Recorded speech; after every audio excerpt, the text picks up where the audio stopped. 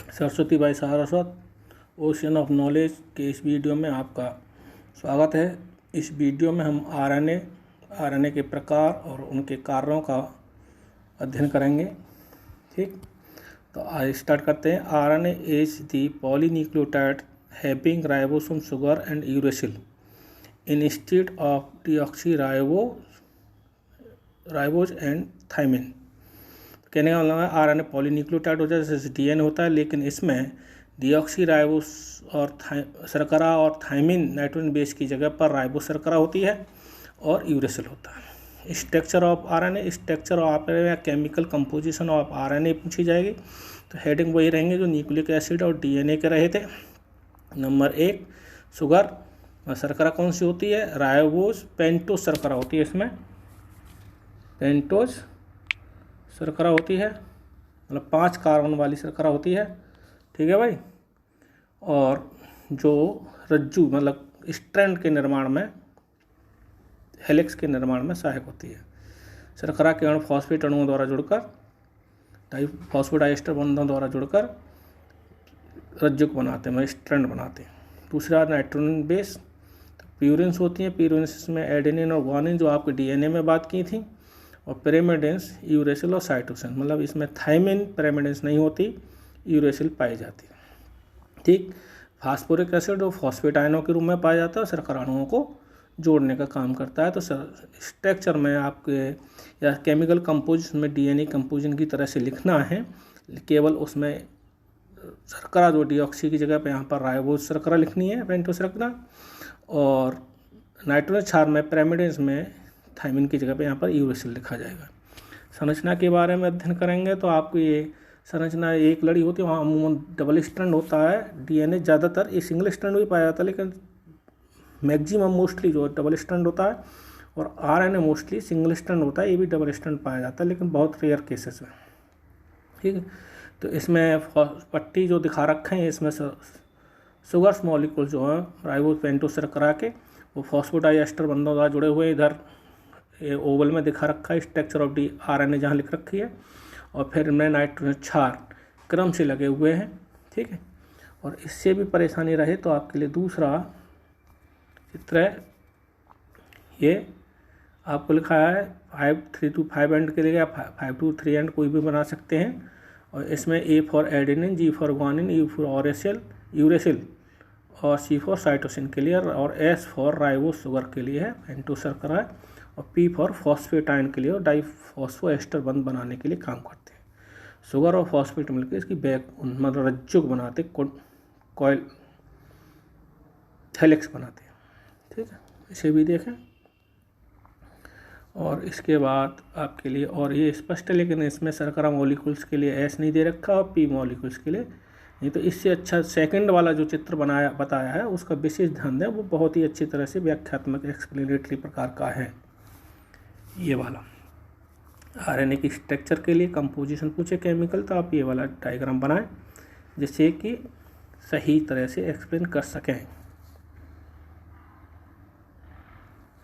इसके बाद ये भी स्ट्रक्चर और आरएनए से संबंधित है, लेकिन इसमें एडेनिन, ग्वानिन में प्यूरिन्स और पिरामिडेंस अलग अलग दिखा रखी हैं। एडेनिन और ग्वानिन जो प्यूरिन्स हैं वो डबल रिंग्स होती हैं। नाइट्रोजन जो पहले बता रखे हैं डीएनए में, उसी तरह से लिखना है। और यूरेसिल और साइटोसिन सिंगल स्ट्रैंड होते हैं। नाइट्रोजन बेस इनमें पिरामिडेंस में 1 और 3 स्थान पर होता है, और प्यूरिन्स में 1, 3, 7 और 9 स्थान पर नाइट्रोजन होती है, इसका अंतर रहता है। तो आपको प्यूरिन्स और पिरामिडेंस में जो अंतर थे वो भी याद रखने चाहिए। और इसके बाद टाइप्स ऑफ आरएनए।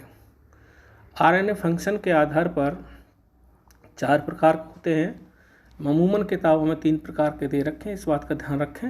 एमआरएनए, या इसे संदेशवाहक आरएनए या मैसेंजर आरएनए कहते हैं।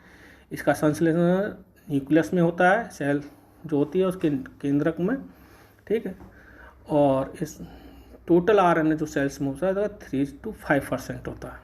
ठीक, तो इसके संश्लेषण के लिए डीएनए टेम्पलेट का कार्य करता है, सांचे का काम करता है। टेम्पलेट मान लो तो सांचा, तो डीएनए के टेम्पलेट भी बनते हैं, आरएनए जितने भी बनते हैं डीएनए टेम्पलेट का कार्य करता है, लेकिन इसका संश्लेषण न्यूक्लियस में केंद्रक में होता है, ये आपको बताया। और मैसेंजर का मतलब है कि संदेशों को या डीएनए से केंद्रक से लेके राइबोसोम जहाँ प्रोटीन संश्लेषण होता है वहाँ तक पहुँचा था। दूसरा है आरआरएनए या राइबोसोमल आरएनए कहते हैं। ये राइबोसोम्स में पाए जाते हैं। 60% राइबोसोम्स में आरएनए होता है और 40% प्रोटीन होती है।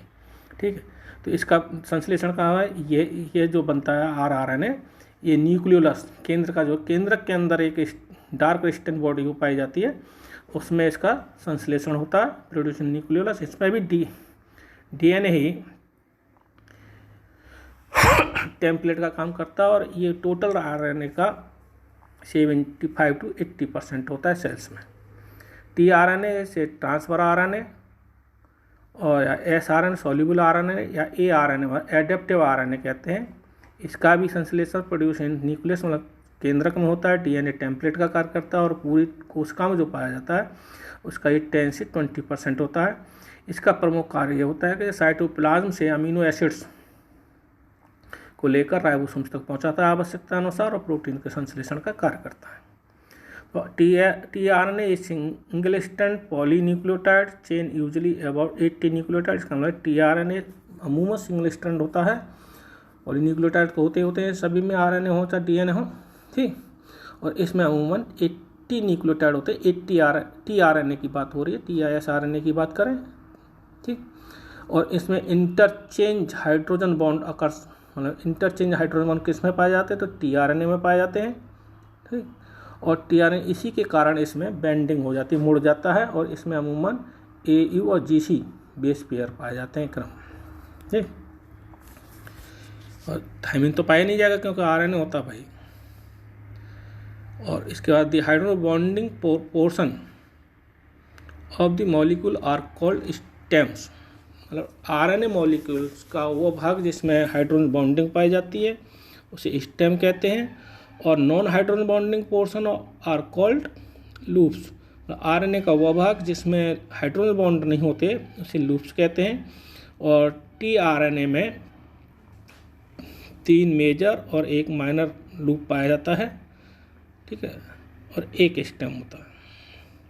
अब इसे नोट डाल रखे हैं। क्लोवर लीफ स्ट्रक्चर या तीन पत्तिया पत्ती कहते हैं क्लोवर लीफ स्ट्रक्चर को। तीन पत्तिया पत्ती की संरचना अब टीआरएनए आरएनए की होती है।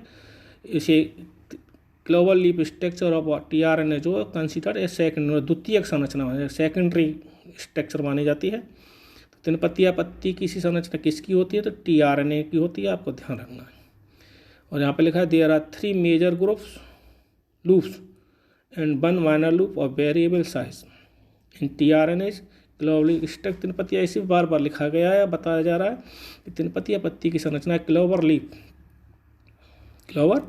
लीफ स्ट्रक्चर किस आरएनए की होती है, तो टीआरएनए की। और टीआरएनए सबसे छोटा आरएनए होता है।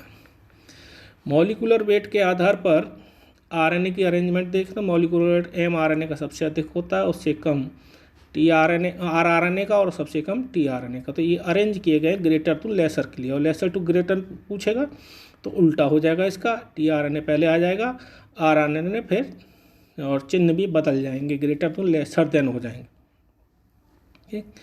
अमाउंट ऑफ आरएनए, अमाउंट की बात करते हैं, आरआरएनए सबसे अधिक पाया जाता है, ठीक है, 75 to 80% बताया था। आरआरएनए ग्रेटर हो गया, टीआरएनए उससे कम हो गया और एमआरएनए सबसे कम मात्रा में पाया जाता है।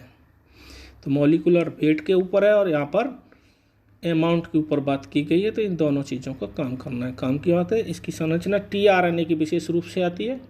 तो स्ट्रक्चर ऑफ टीआरएनए के लिए कली फ्लावर संरचना, क्योंकि 3 साइड में दिखाई देती है इसलिए 3 पत्तियों वाला, ठीक। क्लोवर कहते हैं लौंग को, क्लोव से क्लोवर बना। तो लौंग की पत्ती भी 3 पत्तियों की होती है, 3 लीफलेट्स होते, 3 लीफलेट्स होते हैं, इसलिए 3 पत्तियाँ। इसमें बात ध्यान रखना है कि एक एक्सटर्नल एक्सेप्टर एंड ऊपर की तरफ जो है यहाँ पर अमीनो एसिड जो ले जाना होता है वो जुड़ता है, और इसके बिल्कुल जस्ट अपोजिट नीचे की तरफ तो एंटीकोडन होता है, इससे कोई भी अमीनो एसिड नहीं जुड़ सकता, ठीक। और इसमें दो लूप और हैं आपके लिए, एंटीकोडन वाला लूप हो गया और एक है टी लूप और टी साइज सी लूप। टी साइज लूप इनसे भी अमीनो एसिड नहीं जुड़ते, केवल इनकी संरचना से संबंध होता है। वेरिएबल लूप एक आपका तीसरा ये दे रखा है। मेजर लूप है बताए थे आपको, वो उसकी कंडीशन में आप इस संरचना को अच्छी तरह से ध्यान दें, और इसमें भी समझ में ना आए तो आपके लिए ये संरचना और क्लियर है।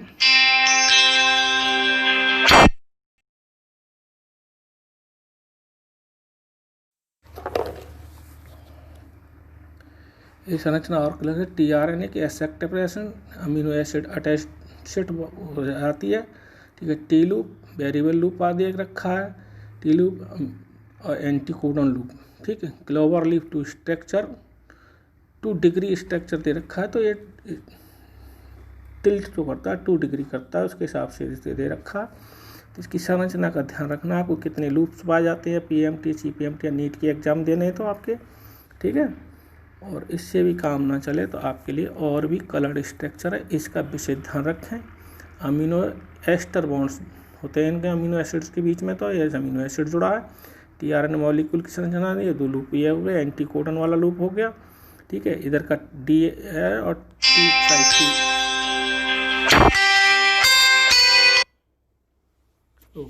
ठीक। और फंक्शंस की बात करते हैं अब। Functions of RNA. mRNA bring message of protein formation from nucleus और डीएनए टू राइबोसोम्स। डीएनए से निर्देश बनता है mRNA को प्रोटीन संश्लेषण का, उस निर्देश को, इन्फॉर्मेशन को वो राइबोसोम्स तक पहुंचाता है। दूसरा, RNA function A template of protein synthesis in ribosomes. Protein संश्लेषण के टेम्पलेट का काम करता है आरएनए, मतलब प्रोटीन संश्लेषण का कार्य करता है, फैक्ट्री का काम करता है। और tRNA transport amino acid from cytoplasm to ribosome. TRNA amino acid जो आवश्यक होते हैं प्रोटीन संश्लेषण, उसी क्रम में वो ले जाकर राइबोसोम्स तक पहुंचाता है। लेकिन कुछ प्लांट वायरस जो होते हैं इनमें जेनेटिक मटेरियल का आरएनए काम करता है, तो RNA act as genetic material in plant virus, लेकिन सभी में नहीं है, ज़्यादातर में। RNA work a template for DNA synthesis in reverse transcription. Reverse transcription की प्रक्रिया उसे कहते हैं जब आरएनए से डीएनए बनता है, तो इसमें आरएनए जो है डीएनए बनने के लिए टेम्पलेट और सांचे का कार्य करता है। ये प्रक्रिया आपके लिए बता रखी है, दिखा रखी है, ठीक। डीएनए से आरएनए बनता है ट्रांसक्रिप्शन, और आरएनए से डीएनए बनता है तो रिवर्स ट्रांसक्रिप्शन, तो इसमें टेम्पलेट का काम आरएनए करेगा। और आरएनए पर जब प्रोटीन बनती है तो उसे टेम्पलेट का काम करता है, प्रोटीन बनती है तो ट्रांसलेशन की क्रिया कहते हैं।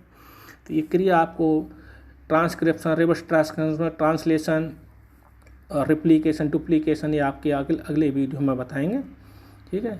इनको आप ध्यान से देखें और पढ़ें। आरएनए की बात जो थी आपको 3 प्रकार के बताए। चौथा प्रकार का न्यूक्लियर या जेनेटिक आरएनए होता है, जो आनुवंशिक जेनेटिक मटेरियल के लिए कार्य करता है। वो मैंने यहाँ पर नहीं लिखा है, जो किताबों में ज़्यादा 3 ही दे रखे हैं, तो कहीं HN या UN आरएनए लिख रखा है तो जेनेटिक मटेरियल के रूप में काम करता है, वो आरएनए होता है। और यह अमूमन प्लांट वायरस में पाया जाता है, ठीक है। और टीआरएनए की स्ट्रक्चर अच्छी तरह से अध्ययन कर लें, इसलिए आपको इस वीडियो को मैं दिखा रहा हूँ, लिखा हुआ, ध्यान से देखें। एंटीकोडन, कोडोन ऊपर वाला अमीनो एसिड जोड़ रखा है। एंटीकोडन के बिल्कुल विपरीत डी लूप और टी साई लूप इस क्रम में लगे होते हैं, ठीक। तो mRNA के स्ट्रैंड के लिए दे रखा है, लेकिन ये टीआरएनए की स्ट्रक्चर है सब। टीआरएनए सबसे छोटा है, इसकी स्ट्रक्चर ये सबसे ज़्यादा अध्ययन की गई है, ठीक। और फंक्शंस के लिए आप एक बार और देख लें। mRNA मैसेंजर का काम करता है, आरएनए प्रोटीन संश्लेषण के लिए टेम्पलेट का काम करता है, टीआरएनए अमीनो एसिड को साइटोप्लाज्म में राइबोसोम्स तक पहुंचाता है, और आरएनए एक्ट है जेनेटिक मटेरियल प्लांट वायरस करता है, और आरएनए टेम्पलेट का काम जब करता है जब आरएनए से डीएनए या आरएनए के अकॉर्डिंग डीएनए बनता है, ठीक। तो आप फंक्शंस को अच्छी तरह से याद रखेंगे। मॉलिक्यूलर वेट के अनुसार, इनकी कंसंट्रेशन के अनुसार वैल्यू के आधार पर आपको बताया गया, ठीक है। सरस्वती भाई सारस्वत ओशन ऑफ नॉलेज का वीडियो वॉच करने के लिए आपके लिए बहुत बहुत धन्यवाद। इस वीडियो को देखकर, ठीक है, आरएनए और आरएनए के प्रकार, उनके कारणों का अच्छी तरह से अध्ययन कर लें, बहुत आवश्यक है, क्योंकि आगे जो आपके सिलेबस में 12th वाले में जो है ना, जेनेटिक्स, रिप्लिकेशन, डुप्लीकेशन, ये जब ही समझ में आएगी जब डीएनए और आरएनए की आपको स्ट्रक्चर अच्छी तरह से मालूम होगी, ठीक। यदि इसमें कन्फ्यूज रहेगा तो आपको आगे कोई बात समझ में नहीं आएगी। धन्यवाद।